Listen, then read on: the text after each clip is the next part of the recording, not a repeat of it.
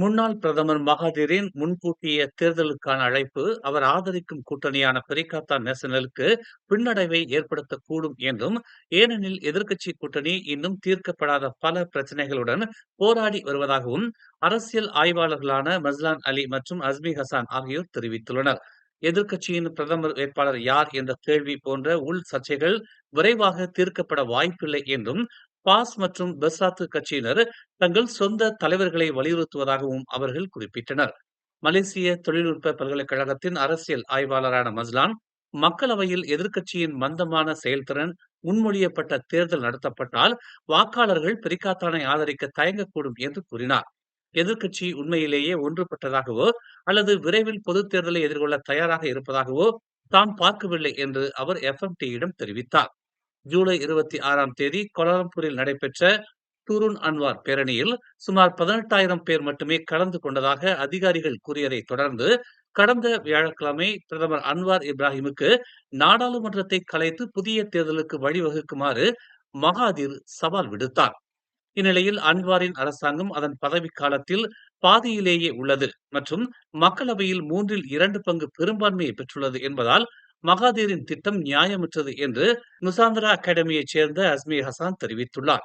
எதிர்க்கட்சி தற்போது கட்டுப்பாட்டில் உள்ள கிளந்தான், கடா, பெர்லிஸ் மற்றும் திரங்கானு ஆகிய 4 மாநிலங்களிலும் திறம்பட ஆட்சி செய்யும் திறனை வெளிப்படுத்தவில்லை என்றும் அவர் சுட்டிக்காட்டினார்.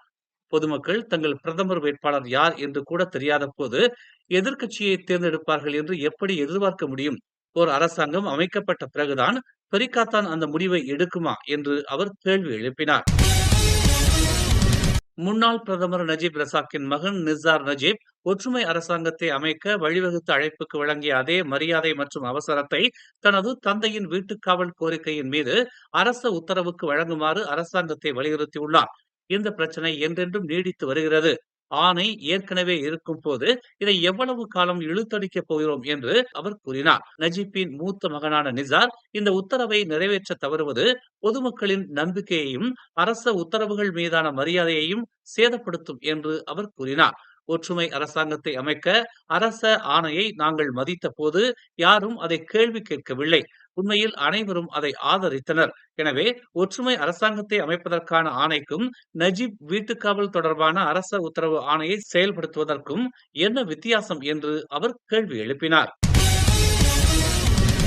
அண்மையில் நடைபெற்ற தூருன் அன்வார் பேரணியின் நோக்கம் மற்றும் அமைப்பு குறித்து பெர்சே முன்னாள் தலைவர் மரியா சின் அப்துல்லா கேள்வி எழுப்பியுள்ளார். அது மக்களின் குரலை பிரதிபலிக்கவில்லை என்றும் தெளிவான கோரிக்கைகள் இல்லை என்றும் அவர் சுட்டிக்காட்டினார். மக்கள் ஒன்று கூடுவதற்கான உரிமையை ஒப்புக்கொண்டாலும் ஜூலை 26ஆம் தேதி ஆர்ப்பாட்டம் பரந்த மலேசிய பொதுமக்களையோ அல்லது எந்த ஒரு உறுதியான பிரச்சனைகளையோ பிரதிநிதித்துவப்படுத்தியதாக தெரியவில்லை என்பதால் தான் அதில் கலந்து கொள்ளவில்லை என்று மரியா கூறினார். பிரதமர் அன்வார் இப்ராஹிம் பதவி விலக வேண்டும் என்று விரும்பினால் அடுத்த கட்டமாக நாடாளுமன்றத்தில் நம்பிக்கையில்லா வாக்கெடுப்பை தாக்கல் செய்வதாக இருக்க வேண்டும். ஆனால் அது இன்னும் செய்யப்படவில்லை. அன்வார் 13வது மலேசிய திட்டத்தை முன்வைத்தார். ஆனால் நம்பிக்கையில்லா வாக்கெடுப்பு பற்றி எதுவும் குறிப்பிடவில்லை. உண்மையை சொல்லப்போனால் தூருன் அன்வார் உண்மையில் எதை பற்றியது என்று தமக்கு தெரியவில்லை என அவர் கூறினார். தூருன் அன்வாரில் ஈடுபட்டவர்களில் பலர் அரசியல்வாதிகள் மற்றும் தேர்ந்தெடுக்கப்பட்ட பிரதிநிதிகள் என்றும், பெரும்பான்மையான மலேசியர்களுடன் எதிரொலிக்க வேண்டிய ஒரு ஒற்றுமையான காரணம் அந்த பேரணியில் இல்லை என்றும் பெட்டாலிங் ஜெயாவின் முன்னாள் நாடாளுமன்ற உறுப்பினருமான அவர் தெரிவித்தார். கடந்த புதன்கிழமை முதல் கிள்ளான் பள்ளத்தாக்கில் சாலை போக்குவரத்து துறையால் பறிமுதல் செய்யப்பட்ட 53 வாகனங்களில் ஒரு முக்கிய தொழிலதிபருக்கு சொந்தமானதாக நம்பப்படும் 30 லட்சம் மதிப்புள்ள ரோல்ஸ் ராய்ஸ் வாகனமும் அடங்கும் என்று தெரிவிக்கப்பட்டுள்ளது. 2 லம்போகினிகள் மற்றும் ஒரு ஆஸ்டன் மார்டினையும் பறிமுதல் செய்ததாக ஜேபிஜே மூத்த அமலாக்க அதிகாரி கிஃப்லி மா ஹசான் தெரிவித்ததாக பெர்னாமா தெரிவித்துள்ளது. நாடு முழுவதும் செலுத்தப்படாத அல்லது காலாவதி ஆன சாலை வரி அல்லது காப்பீட்டில் இயங்கும் 1000க்கும் மேற்பட்ட சொகுசு வாகனங்களின் இருப்பிடங்களையும் உரிமையாளர்களையும் ஜேபிஜே அடையாளம் கண்டுள்ளதாக அவர் கூறினார். பறிமுதல் செய்யப்பட்ட சில வாகனங்களில் பதிவு செய்யப்படாத எண் தகடுகள் மற்றும் பிற தொழில்நுட்ப குற்றங்களும் இருப்பது கண்டறியப்பட்டது. நேற்று மாலை தமான் கஸ்தூரியில் உள்ள ஜலான் கஸ்தூரி ஆறில் தேங்காய் மற்றும் உணவு விற்பனை செய்யும் ஒரு கடையில் ஏற்பட்ட தீ விபத்தில் கடை 80 விழுக்காடு சேதமுற்றது. மாலை 4:51 மணிக்கு இச்சம்பவம் நிகழ்ந்ததாக தெரிவிக்கப்பட்டுள்ளது. அவசர அழைப்பு வந்த 3 நிமிடங்களுக்கு பிறகு 6 தீயணைப்பு வீரர்கள் கொண்ட குழு சம்பவ இடத்திற்கு விரைந்ததாக பண்டார் துன் ஹுசைன் ஓன் தீயணைப்பு மற்றும் மீட்பு நிலைய செயல்பாட்டு தளபதி மூத்த தீயணைப்பு அதிகாரி முகமது ரோடுவான் சுடின் தெரிவித்தார். தீ விபத்துக்கான காரணம் மற்றும் மதிப்பிடப்பட்ட இழப்புகள் குறித்து விசாரணை நடைபெற்று வருவதாக அவர் கூறினார். ஜொகூர் பாரு நகர மையத்தில் உள்ள ஜலான் உங்கு புவான் பகுதியில் இன்று அதிகாலை ஏற்பட்ட தீ விபத்தில் 3 கடைகள் எரிந்து நாசமாகின. இதில் ஒரு பிரபலமான இந்திய உணவகமும் அடங்கும் என்று தெரிவிக்கப்பட்டுள்ளது. பாதிக்கப்பட்ட கட்டிடங்களில் 95 விழுக்காடு அழிவு பதிவாகியுள்ளது. காலை 7:22 மணிக்கு துறைக்கு ஒரு பேரிடர் அழைப்பு வந்ததாகவும் 7 நிமிடங்கள் கழித்து முதல் குழு சம்பவ இடத்திற்கு விரைந்ததாகவும் ஜொகூர் தீயணைப்பு மற்றும் மீட்புத்துறை செயல்பாட்டு தளபதி நோடத்துல் ஃபத்ரோல் அப்துல் ரஹ்மான் கூறினார். லார்கின், தெப்ரா மற்றும் கோத்தாத்திங்கி ஆகிய நிலையங்களில் இருந்து 31 பணியாளர்கள் மற்றும் பல தீயணைப்பு பிரிவுகள் நிறுத்தப்பட்டன. இதில் 3 தீயணைப்பு எந்திரங்கள், 2 அவசர மருத்துவ மீட்பு சேவை வாகனங்கள் மற்றும் ஒரு தண்ணீர் டேங்கர் ஆகியவையும் அடங்கும் என்று அவர் கூறினார். நேற்று குவந்தானில் கிழக்கு கடற்கரை நெடுஞ்சாலையின் கிலோமீட்டர் 200.8 ஒரு MPV ரக வாகனம் சாலையில் இருந்து விலகி விபத்துக்குள்ளானதில் 3 வங்காளதேச ஆடவர்கள் பலியாகினர் மற்றும் 2 பேர் காயமடைந்தனர். இரவு 7:30 மணியளவில் நிகழ்ந்த இந்த விபத்தில் 30 வயது ஓட்டுநர் சஃபார் ஹசான் மற்றும் பயணிகளான 21 வயது ஜாகித் ஹசான் மற்றும் 24 வயது அப்துல்லா ஆகியோர் சம்பவ இடத்திலேயே உயிரிழந்ததாக குவந்தான் காவல்துறை தலைவர் அட்லி மா தாவூத் தெரிவித்தார். குவந்தானிலிருந்து கோலாலம்பூருக்கு சென்று கொண்டிருந்த போது ஓட்டுநர் கட்டுப்பாட்டை இழந்ததால் வாகனம் சாலையின் இடதுபுறம் சறுக்கியதாக நம்பப்படுவதாக முதற்கட்ட விசாரணையில் கண்டறியப்பட்டதாக அவர் கூறினார். காயமடைந்த 2 பயணிகளான ஹபீப் பிசாஸ் மற்றும் மணிராம் சந்திரபாஸ் ஆகியோர் சிகிச்சைக்காக தெங்கு அம்புவான் அப்சான் மருத்துவமனைக்கு அனுப்பப்பட்டதாக அவர் ஒரு அறிக்கையில் தெரிவித்தார்.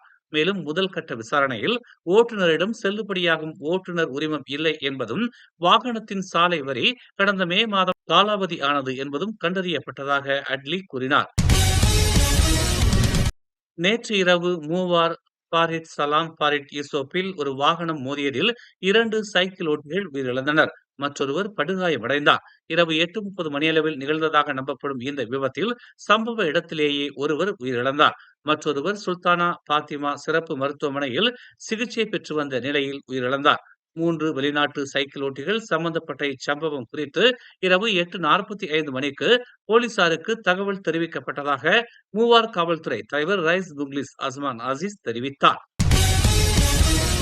ஸ்லாங்கூர் மாநில இடைநிலைப்பள்ளி தமிழ் மாணவர்கள் மற்றும் தொடக்க தமிழ் பள்ளி மாணவர்களுக்கான 8ஆம் ஆண்டு தான்ஸ்ரீ KR சோமா சுழல்கிண்ண நாடக விழாவும் 1ஆம் ஆண்டு நாவின் பால் சுழல்கிண்ண நாட்டிய விழாவும் நாளை ஆகஸ்ட் 3ஆம் தேதி வந்திங் கோலலங்கா தேவான் ஸ்ரீ ஜூக்ராவில் காலை 8 மணி முதல் மாலை 6 மணி வரை நடைபெறவிருக்கிறது. தமிழ் கல்வி கலை கலாச்சார சங்கத்தின் ஏற்பாட்டில் நடைபெறும் இந்நிகழ்வில் 12 தமிழ் பள்ளிகளின் 12 கிராமிய நடனங்களுடன் 12 கதம்ப நாட்டியங்களும் இடம்பெறுவதோடு 12 தமிழ் பள்ளிகளின் 24 நாட்டிய படைப்புகளில் சுமார் 192 மாணவ மணிகள் பங்கேற்க உள்ளனர்.